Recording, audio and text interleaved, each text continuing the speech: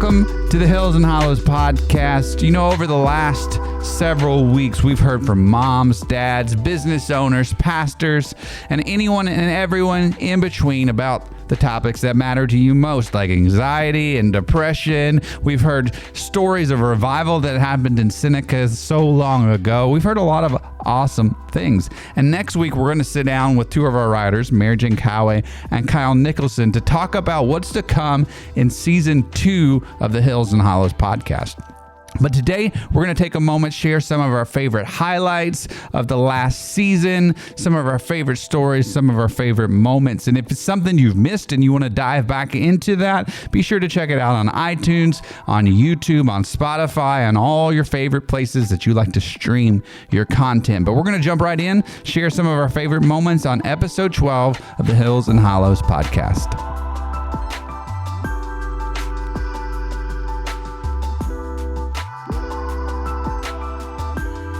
What's one piece of advice or encouragement you have for maybe a mom or dad or couple out there that's struggling with their parenting right now?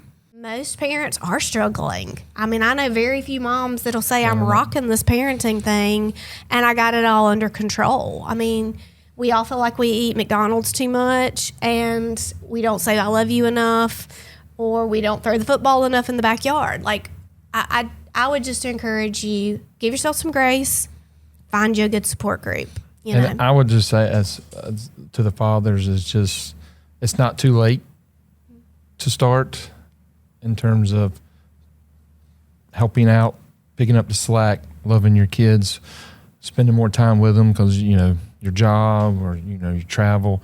It's never too late.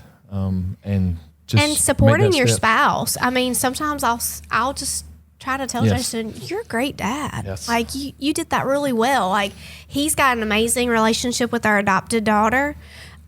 He's very good right now with meeting her needs for affection and attention. And sometimes I'll just say, wow, you really handled that really well with her. We need encouragement, you know, not just from our friends, but from our spouse. Tell me about a time that you had a serious conflict in marriage and how that worked out. How'd you work through it? Yeah, like I wasn't violent ever. Oh, no, Right. no. She never with me. We tease about chasing me around with a frying pan, you know, but that was really all never joking happened. aside. That really never happened. But I do remember some time you frustrated me that I was then walking in towards the garage mad, and I just swung a fist at the wall, and I put a hole in that wall. Oh, wow. All right. The consequences were I had to repair the wall.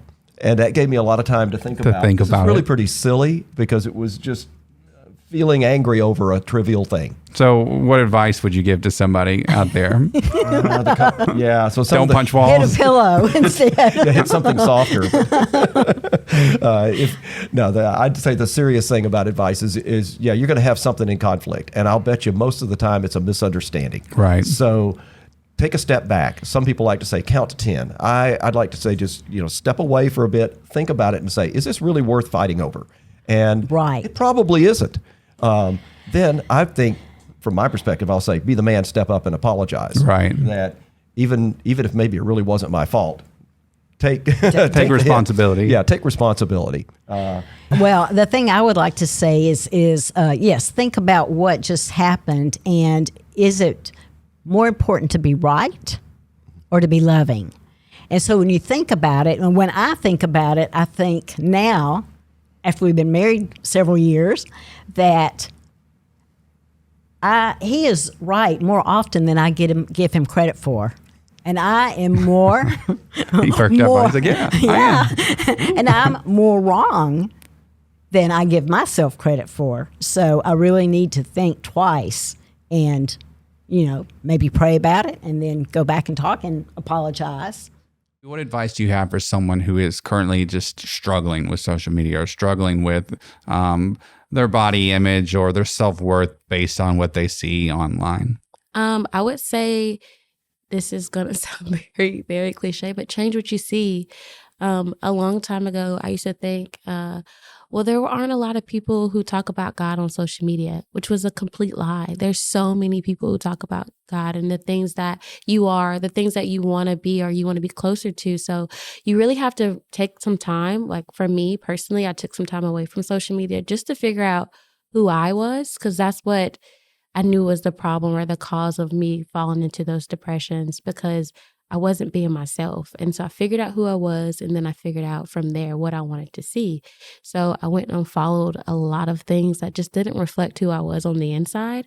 And I followed things that I wanted to see to make me, I guess feel better, or like get closer to the person that I am. And most of those things just reflected probably just a lot of positive quotes, or just women who have a positive influence on the world and things like that. So I started following those accounts instead. And now my social media looks completely different, and it doesn't have that effect on me anymore.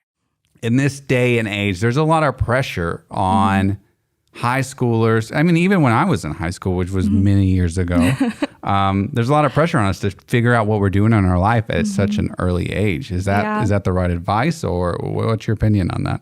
That's a great question. I think there is a lot of pressure put on high schoolers and those who are, freshmen or sophomores, or I mean, all the way through juniors, seniors in college, to really have it figured out.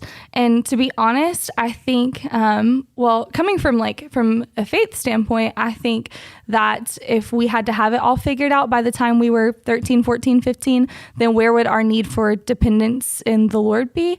But also that is just a really heavy burden for anybody to carry it. Honestly, no matter what age that you are, because you could hit your early 40s and want to completely change career paths and excel in that. So I think that some of that pressure needs to be taken off, and know that our gifts and our skills adapt and grow over time. And it's definitely not something I did not know what I wanted to do in high school, and who knows what the Lord has for my future. So I think that pressure can be alleviated, or should be alleviated. What about someone who maybe isn't involved in the worship team, or there's somebody out there in the community that are out there in church saying, like, how do I worship? How do I surrender this to God? Like, they don't know. They don't have that understanding like we do growing up in the church and being a part of the church. So what advice would you have to them, either of you? The idea that you see maybe you see a group of people and how they worship, and you think that's how I have to be. And that's just not what God intended. No, I think that's really God didn't intend for everybody to be the same, and you have to raise your hands to every song, or you have to sing, man. You find what works for you. And that's why I think it's so important that you worship God through prayer and through your devotion times and stuff like that. And I think as you get more mature in your relationship with God, you'll see things change. Things will come more natural and stuff. So I don't ever expect or think anyone has to go into it and be the super Christian. Right. That's not what God wants. God just wants a relationship. And what comes from it, comes from it. Well, guys, thank you so much for joining us today for our recap episode. Be sure to join us again next Thursday, for our final episode of season 1 of the Hills and Hollows podcast. Again, we'll be sitting down with 2 of our writers, Mary Jane Cowie, Kyle Nicholson, to talk about our plans for the future. And we'll give you some updates on when to expect season 2 of the Hills and Hollows podcast. You can stay connected at foothills.cc/Hills and Hollows on iTunes, on Spotify, on YouTube, all your favorite places to stream content. Next week, guys, we'll see you then.